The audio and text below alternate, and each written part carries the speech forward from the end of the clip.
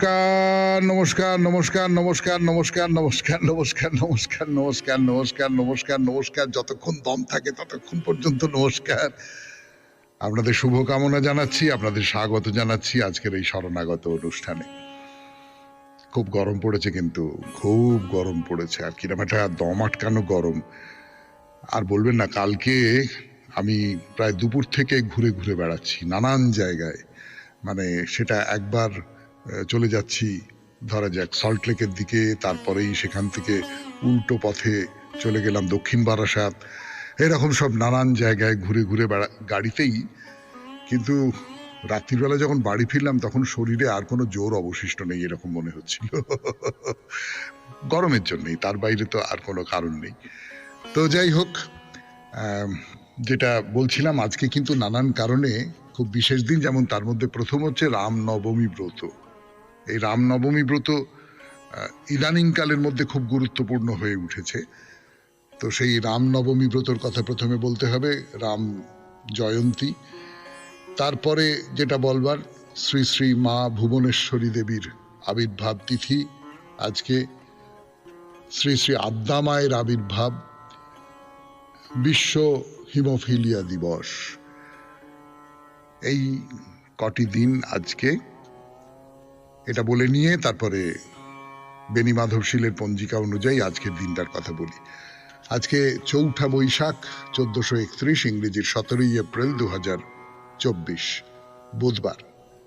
সূর্যোদয়ের সময় ভোর 5:19, সূর্যাস্তের সময় বিকেল 5:55। আজকে নবমী, নক্ষত্র পুষ্যা। আজকে জন্মে কর্কট রাশি, বিপ্রবর্ণ, দেবগণ।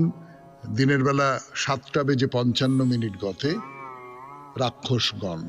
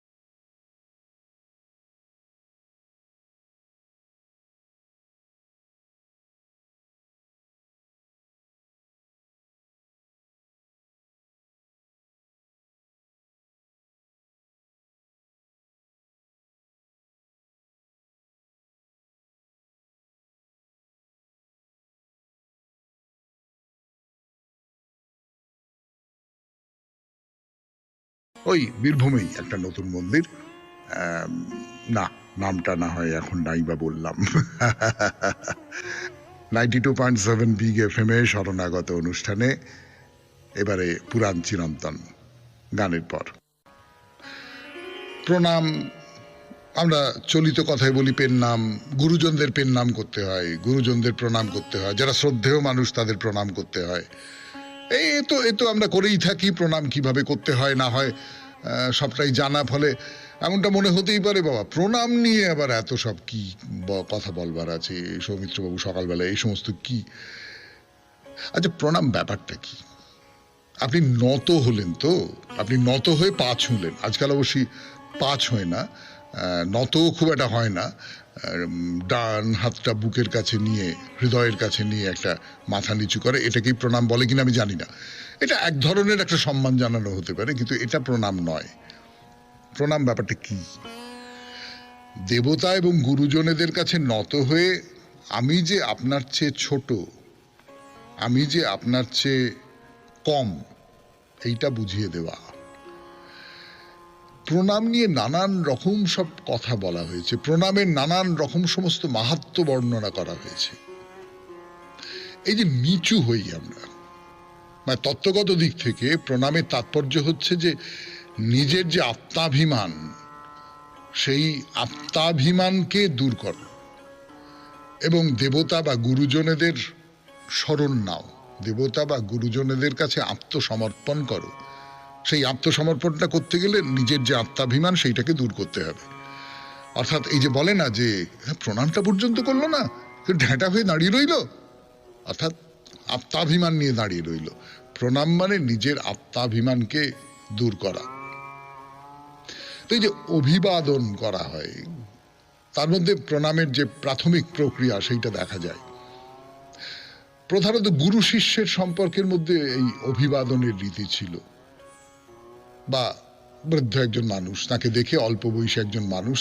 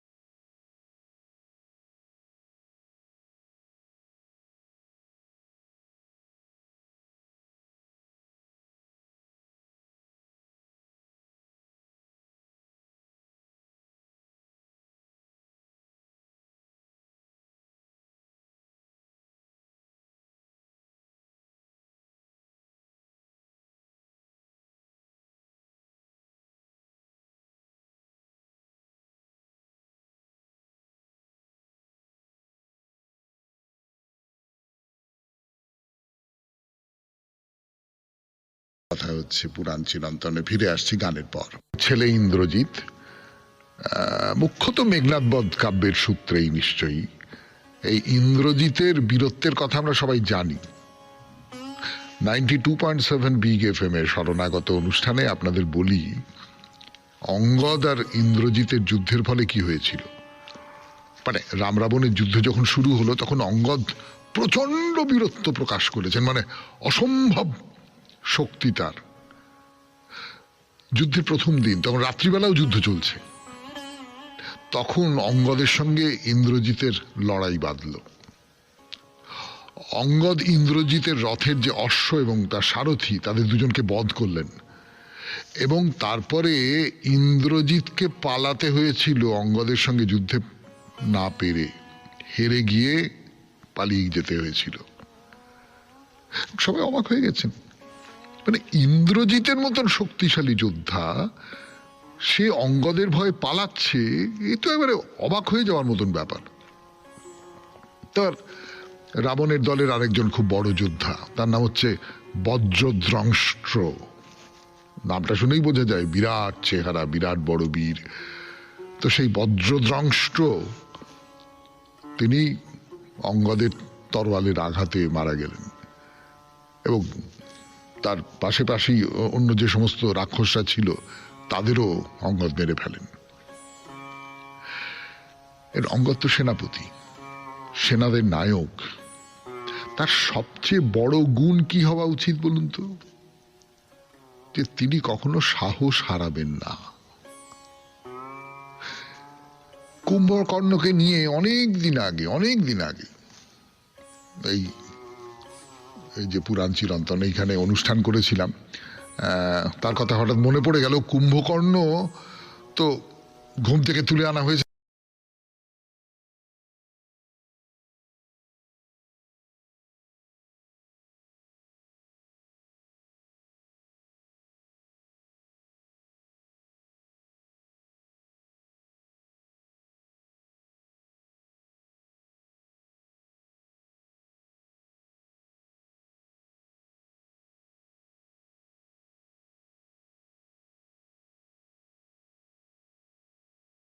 কুম্ভকর্ণের সঙ্গে যুদ্ধ শুরু করেছে, কিন্তু কুম্ভকর্ণের সঙ্গে পেরে ওঠা কি সহজ?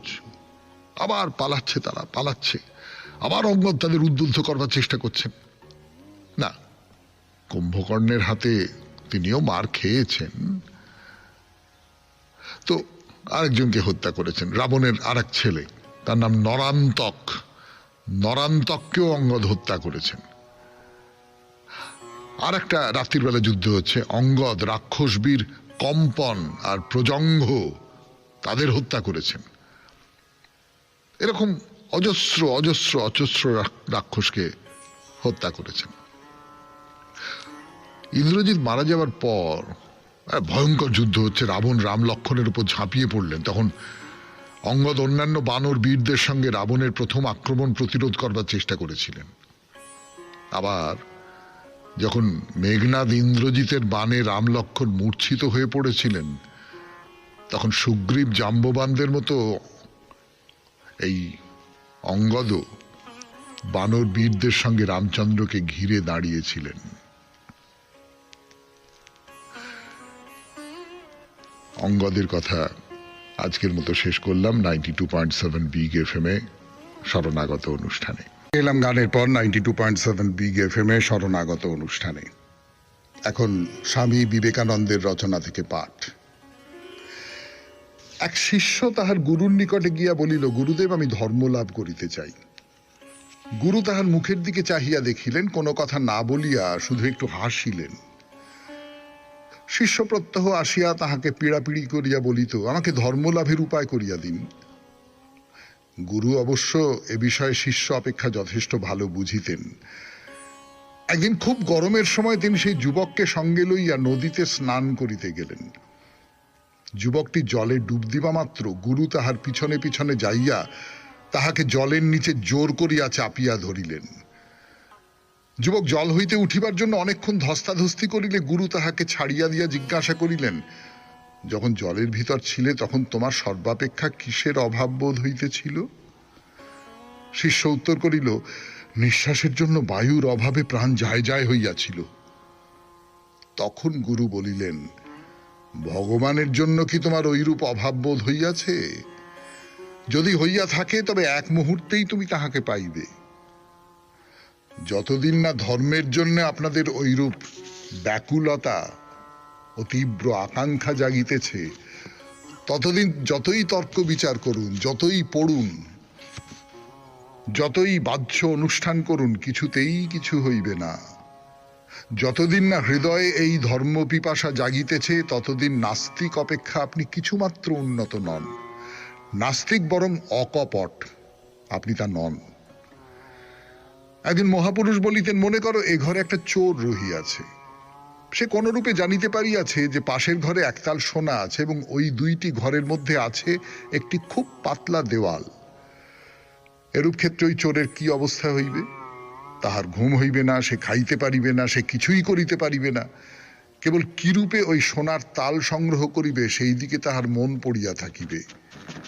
সে কেবল ভাবিবে কিরূপে ওই দেওয়াল ছিদ্র করিয়া সোনার তালটা লইবে। তোমরা কি বলিতে চাও, যদি মানুষ যথার্থ বিশ্বাস করিত যে সুখ, আনন্দ ও মহিমার খনি স্বয়ং ভগবান এখানে রহিয়াছেন, তাহা হইলে তাহারা তাহাকে লাভ করিবার চেষ্টা না করিয়া সাধারণভাবে সাংসারিক কাজ করিতে সমর্থ হইত? যখনই মানুষ বিশ্বাস করে যে ভগবান বলিয়া একজন কেহ আছেন, তখনই সে তাহাকে পাইবার প্রবল আকাঙ্ক্ষায় পাগল হইয়া উঠে।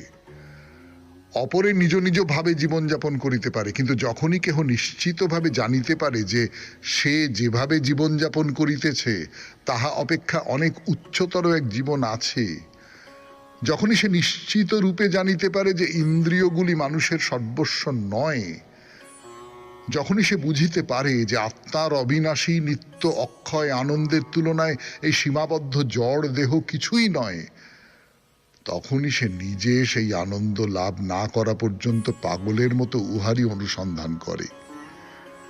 এই উন্মত্ততা, এই তৃষ্ণা, এই ঝোঁককে ধর্মজীবনের জাগরণ বলে। যখনই মানুষের এই অবস্থা হয়, তখনই তাহার আধ্যাত্মিক জীবন শুরু হইয়াছে। শুনলেন স্বামী বিবেকানন্দের রচনা থেকে পাঠ 92.7 বিগ FM এ শরণাগত অনুষ্ঠানে। এরপর গান, গানের পর কথা অমৃত। বিগ এফএম এ শরণাগত অনুষ্ঠানে আমি আপনাদের সৌমিত্র বসু। ঠাকুর শ্রী রামকৃষ্ণ পরমহংসদেবের কথা অমৃত থেকে পাঠ করে শোনাচ্ছি। এইবার অনেক কথা অনেক সময় একই কথা ঠাকুর ঘুরিয়ে ফিরিয়ে একই কথা বলছেন, কারণ আলাদা আলাদা মানুষকে বলছেন, সেটা একটা হতে পারে। আর এটা তো কোনো তথ্য নয়, এটা হচ্ছে সত্য, এটা হচ্ছে ভেতরে উপলব্ধি করবার বিষয়। ভেতরে উপলব্ধি করবার যে বিষয়, সেই বিষয়কে আস্তে আস্তে আস্তে আস্তে মনের মধ্যে থিতিয়ে দিতে হয়। আমরা ছোটবেলায় যখন লেখাপড়া করতাম, মানে কলেজ বিশ্ববিদ্যালয়ে পড়ছি আর কি, তখন আমাদের একজন মাস্টারমশাই ছিলেন, তিনি খুব নাম করা মানুষ, তার নামটাও বলতে পারি আমি, ডক্টর পবিত্র সরকার। তিনি আমাদের বলতেন যে এই বিষয়টা ক্লাসে পড়িয়ে দিয়ে তারপরে বলতেন যে এই যে চ্যাপ্টারটা, এটা রোজ সকালবেলা একবার করে পড়বি, তারপর বন্ধ করে রেখে দিবি, অন্য কাজ করবি, অন্য পড়াশোনা করবি, আর দেখতে হবে না। আস্তে আস্তে আস্তে আস্তে ওটা মনের মধ্যে থিততে ভেতরে একটা জায়গা তৈরি হয়ে যাবে। এই পদ্ধতিটা খুব, তো এই পদ্ধতিটাই তো আসলে ঠাকুরে যে বারবার করে তার কথাগুলো বলছেন, একই কথা বলছেন, একই উপলব্ধির কথা বলছেন, তার ভেতর দিয়ে কোথাও তার শিষ্যদের মধ্যে, এবং এই যে তার কথাগুলো আমি বলছি আপনাদের সামনে, আপনাদের ভেতরেও কোথাও এই কথাগুলো চালিয়ে যাচ্ছে। তো মণিকে, মাস্টারমশাই তো মণি, তাকে শ্রী রামকৃষ্ণ পরমহংসদেব বলছেন যে জগৎ মিথ্যা কেন হবে, ওসব বিচারের কথা। তাকে দর্শন হলে তখন বোঝা যায় যে তিনি জীব জগৎ হয়েছেন। এইটা একটা খুব গন্ডগোলের ব্যাপার হয়ে গেল না? মানে আমরা তো এইটা জানি যে ব্রহ্ম সত্য, জগৎ মিথ্যা, জগৎ মায়া, প্রপঞ্চময়, হ্যাঁ, এরকম সব কথা তো আমরা শুনেছি, মিথ্যা সবটাই। কিন্তু এর আবার একটা অন্য দিক আছে, সেই দিকটার কথাও ঠাকুর বহুবার বলেছেন, নানান ভাবে বলেছেন, তার কথাবার্তার মধ্যে দিয়ে বহুবার বলেছেন। সেটা হচ্ছে যে জগৎটা তো তিনি তৈরি করেছেন, তা তিনি যেটা তৈরি করেছেন তার মধ্যে তো তিনি আছেন। আপনি যে কাজটাই করুন না কেন, যেটাই করছেন, আপনি কিছু একটা তৈরি করলেন, আপনি কিছু একটা করছেন, তার ভেতরে তো আপনি আছেন। আপনি আছেন মানে আপনার শারীরিক শ্রমটা আছে, মানে আমি একদম পার্থিব জায়গা থেকে আপনাকে বলবার চেষ্টা করছি। আপনার শারীরিক শ্রমটা আছে, আপনার মনটা আছে, আপনার সেই নিবিষ্টতা আছে, আপনার যে ভাবনা চিন্তা, আপনার যে উপলব্ধি, সেইগুলো আছে, সেইগুলো তো সেইটার মধ্যে মিশে আছে। একজন যখন একটা মেশিন তৈরি করে, সেই মেশিনটার মধ্যেও তো এই সবগুলো একসঙ্গে মিশে থাকে। কাজে আমরা সেই মেশিন তৈরির সঙ্গে ঈশ্বরের এই জগৎ তৈরিকে তুলনা করছি না, আমি বোঝাবার জন্য আপনাদের বললাম যে তিনি যেটা তৈরি করেছেন সেটা মিথ্যা হতে পারে, মায়া হতে পারে, সবটাই হতে পারে, কিন্তু তার মধ্যে তিনি আছেন কোথাও। এইটা যদি আমরা ভাবতে পারি, আজকে রাম নবমীর দিন, পুণ্য দিন, তাহলে এই যে অমুক আমার শত্রু, তমুক খুব খারাপ, তমুককে মেরে ফেলো, তমুককে কেটে ফেলো, এই যে সব চারপাশে চলছে না, এই সমস্ত থেকে আমরা নিজেদের নিবৃত্ত করতে পারি যে সবকিছুর মধ্যেই আসলে তিনি আছেন, সবটার মধ্যেই তিনি আছেন। তো ঠাকুর বলছেন যে আমার মা কালী ঘরে দেখিয়ে দিলেন যে মাই সব হয়েছেন, দেখিয়ে দিলেন সব চিন্ময়, প্রতিমা চিন্ময়, বেদি চিন্ময়, কোষাকুষি চিন্ময়, চৌকাঠ চিন্ময়, মার্বেলের পাথর, মন্দিরের মধ্যে যে মার্বেলের পাথর রয়েছে, সব চিন্ময়। 92.7 বিগ এফএম এ শরণাগত অনুষ্ঠানে শুনছেন কথা অমৃত থেকে পাঠ। আরো পাঠ করবার জন্য ফিরে আসছি গানের পর। কালীঘরের সমস্তটা যা কিছু, মানে মেঝে থেকে আরম্ভ করে দেবী পর্যন্ত, এই সমস্তটাই চিন্ময়। ঘরের ভেতর দেখি সব যেন রসে রয়েছে, সচ্চিদানন্দ রসে, মানে রসালো হয়ে রয়েছে, টুবু হয়ে রয়েছে। আমরা বলি না যে কোন একটা মিষ্টি রসে ডুবে একেবারে টুবু হয়ে রয়েছে, রসে রয়েছে। কোন রস? সচ্চিদানন্দ রস, ঈশ্বরের রস। এটা কেমন করে হচ্ছে? আমার ক্ষেত্রে তো হয় না, আপনার ক্ষেত্রে তো হয় না, ঠাকুরের ক্ষেত্রে কেমন করে হলো? তার কারণ ঠাকুরের ভেতরে ওই রসটা তৈরি হয়ে গেছে। তো আপনি একটা রঙিন চশমা পরে চারদিকে তাকিয়ে দেখুন, চারপাশের পৃথিবীটা রঙিন হয়ে যাবে। ঠাকুর তার চোখে একটা রঙিন চশমা পরেছেন, ঈশ্বর অনুভূতির চশমা, সচ্চিদানন্দ রসের চশমা। সেই চশমায় তিনি তার চারপাশে যা কিছু দেখছেন সেই সমস্তটা একেবারে সেই রকম হয়ে উঠছে। তো বলছেন যে কালীঘরের সামনে একজন দুষ্টু লোককে দেখলাম, কিন্তু তারও ভেতরে তার শক্তি জলজল করছে দেখলাম। যদি আপনারা অনুমতি দেন আমি একটা অন্য কথা একটু বলি।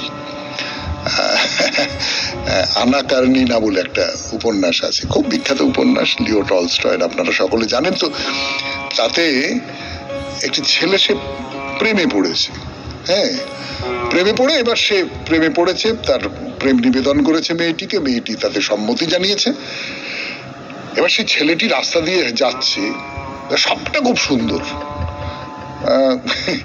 তো গাড়ির ধোঁয়া সুন্দর, দুটো লোক রাস্তায় ঝগড়া করছে, তার মনে হচ্ছে না ওরা সত্যি সত্যি ঝগড়া যেন করছে না, এই সমস্তটাই ভালোবাসার ঝগড়া।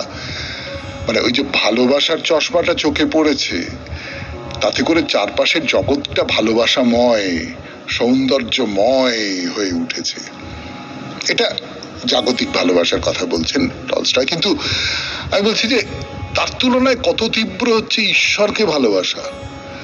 সেই ঈশ্বরকে ভালোবাসার ফলে সমস্তটা যেন একেবারে, মানে যে লোকটা খারাপ লোক, দুষ্টু লোক, আমি জানি যে লোকটা দুষ্টু লোক, কিন্তু তার ভিতরেও একটা অন্য রকমের ভালো কিছু দেখতে পাওয়া যাচ্ছে। বেড়ালকে ভোগের লুচি খাইয়েছিলেন, সে একটা কাণ্ড হয়েছিল। ঠাকুর ভোগের লুচি নিয়ে বেড়ালকে খাইয়ে দিয়েছেন। তো খাইয়ে দিয়েছেন তার কারণ আপনারা বুঝতে পারছেন যে বেড়াল আবার কি, মাই তো বেড়াল হয়েছেন। মা যেমন দেবী প্রতিমার মধ্যে রয়েছেন, মা তেমনি এই মন্দিরের মেঝের মার্বেল পাথরের মধ্যে রয়েছেন, মা ওই বেড়ালের মধ্যে রয়েছেন, কাজে বেড়ালকে খাইয়ে দিলাম। 92.7 বিগ FM এ শরণাগত অনুষ্ঠান শুনছেন কথা অমৃত। আরো কথা বলবো, ফিরে আসছি, একটু গান শুনে নি। হিসেব পত্তর রাখেন যিনি, সেই খাজাঞ্চি বাবু। তো তিনি সেজবাবুকে চিঠি লিখলেন যে ভট্টাচার্য মশাই ভোগের লুচি বেড়ালদের খাওয়াচ্ছেন, এ কি অনাচার, এ কি পাপ, ছি ছি ছি ছি ছি। তো মথুরবাবু তো জানেন ঠাকুরকে, তিনি বললেন যে আচ্ছা ঠিক আছে, উনি যা করছেন সেটা করতে দাও, তার উপরে কোনো কথা বলো না, মানে ওটা তুমি বুঝবে না। উনি লুচি বেড়ালকে খাওয়ান, যাকে ইচ্ছে খাওয়ান, তাই নিয়ে তোমার মাথা ঘামাবার দরকার নেই। এটা বামা খেপার ক্ষেত্রেও হতো, কিন্তু আপনারা তো জানেন সেই সমস্ত গল্প। বামা খেপা প্রসাদ নিয়ে কুকুরকে দিয়ে দিলেন, এই করলেন সেই করলেন, নিজে খেয়ে নিলেন, এরকম নানান রকম সমস্ত করতেন। এই যে পাগলামিটা, এই পাগলামিটা, মানে যদি পাগলামি শব্দটা ব্যবহার করি, উন্মাদ দশা, প্রেমোন্মাদ দশা, ঈশ্বরোন্মাদ দশা, এইটা যদি মনে করি তাহলে সেইটা কিন্তু ওই রকমের একটা বোধ থেকে আসে যে তো সবই সমান, তিনিও যা আমিও তাই, এই কুকুরটাও তাই, এই সাপটাও তাই, এই গরুটাও তাই, সবটাই তাই, সবটাই তাই। এই বোধটা আসা খুব সহজ নয়, এটা এদের মধ্যে ছিল। তো তাকে লাভ করলে এইগুলো ঠিক দেখা যায় যে তিনি জীব, জগৎ চতুর্বিংশতি তত্ত্ব হয়েছেন। তবে যদি তিনি আমি একেবারে পুঁছে দেন তখন যে কি হয় মুখে বলা যায় না। রামপ্রসাদ যেমন বলেছেন, তখন তুমি ভালো কি আমি ভালো সে তুমিই বুঝবে। সে অবস্থা আমার একবার হয়। বিচার করে একরকম দেখা যায়, আর তিনি যখন দেখিয়ে দেন তখন আর একরকম দেখা যায়। বিচার করে একরকম দেখা যায়, আমরা জাগতিক মানুষজনেরা বিচার করে দেখি সবকিছু, না? হ্যাঁ, তাই তো করতে হয় আমাদের। এটা ঠিক হবে না ভুল হবে, উচিত হবে না অনুচিত হবে, আমার পক্ষে লাভজনক হবে না লাভজনক হবে না, এই লোকটা ভালো না খারাপ, একে দিয়ে আমার বিচার করি আমরা। এই বিচারের বাইরে আর একটা ব্যাপার রয়েছে, যেটা অনুভব করা। হ্যাঁ, অনুভবটাও তো করি, ভালোবেসেও তো কিছু করি। ঠাকুরের কথা শেষ হলো 92.7 বিগ এফএম এ শরণাগত অনুষ্ঠানে। এরপর আপনাদের চিঠিপত্রের উত্তর। ফিরে আসছি গানের পর। ফিরে এলাম দুটি চিঠি নিয়ে। প্রথম চিঠিটির লেখক জানিয়েছেন যে তিনি তার নাম প্রকাশে অনিচ্ছুক। ছোট্ট চিঠি, এবং সেটা একটা পরামর্শ বলতে পারেন। সেই পরামর্শটাই আগে শুনি 92.7 বিগ এফএম এ শরণাগত অনুষ্ঠানে।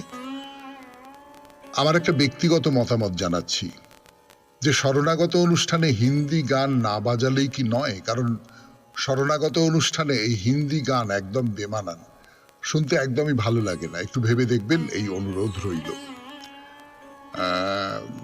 শরণাগত অনুষ্ঠানে হিন্দি গান খুব বেশি বাজানো হয় না, কিন্তু যেটুকু বাজানো হয় সেটা একেবারেই ভক্তিমূলক গান। তো ভজন বা এই ধরনের কোনো ভক্তিমূলক গান হয়তো কিছু বাজানো হয়।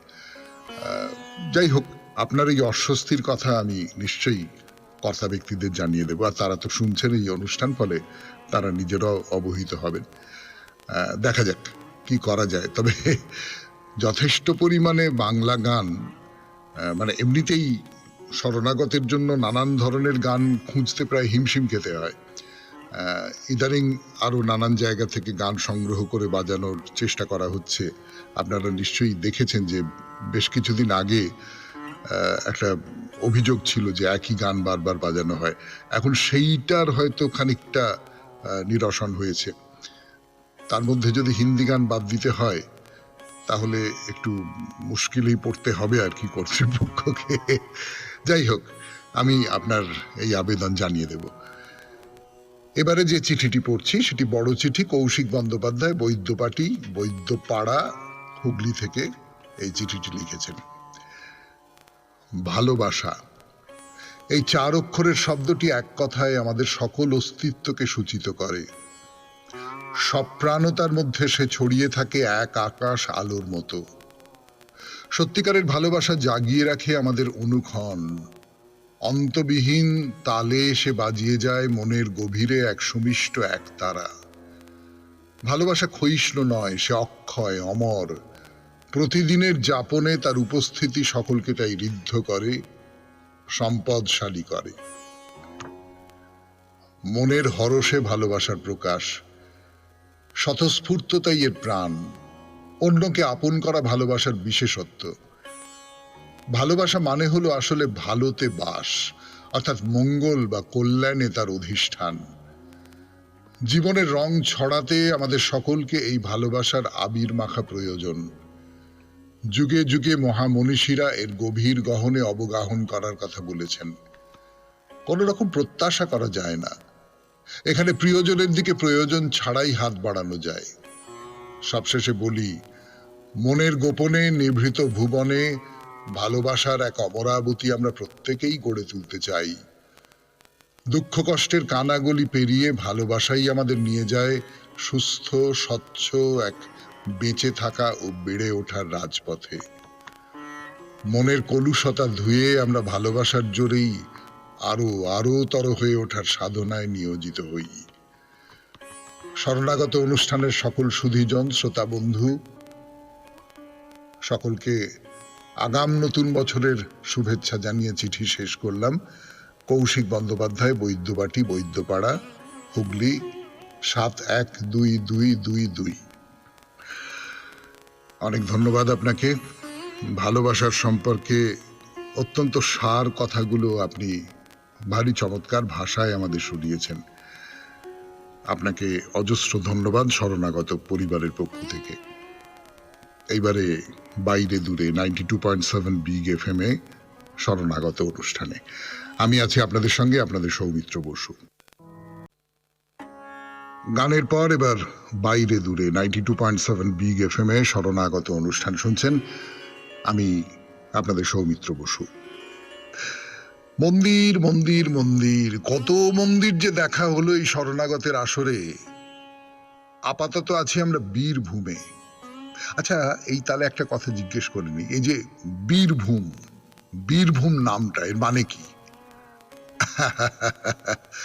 আমি জানি শোনা মাত্র আপনাদের মধ্যে বেশিরভাগ ওই ক্লাসের ফার্স্ট বয়দের মতো টপ করে দাঁড়িয়ে উঠে বলবেন বীরেদের ভূমি, মানে বীরেদের দেশ বলে এর নাম বীরভূম।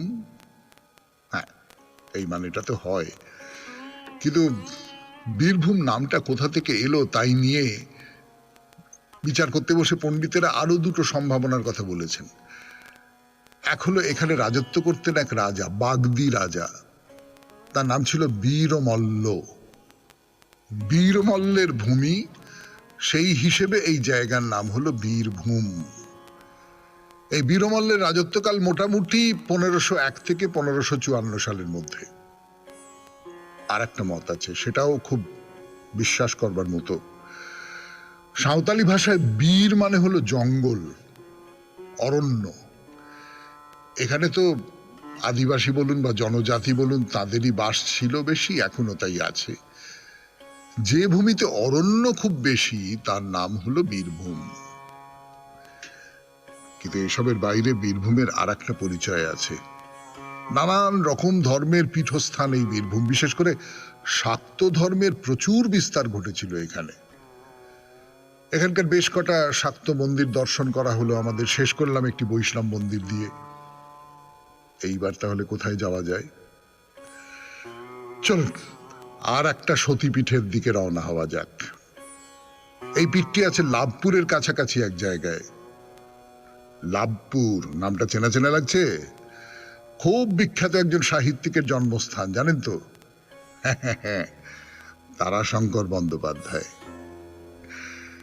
এই লাভপুরের মন্দিরের কথা বলবো 92.7 বিগ FM এ শরণাগত অনুষ্ঠানে। শুরু করব গানের পর। 92.7 বিগ FM এ শরণাগত অনুষ্ঠানে মন্দিরের কথা বলছিলাম।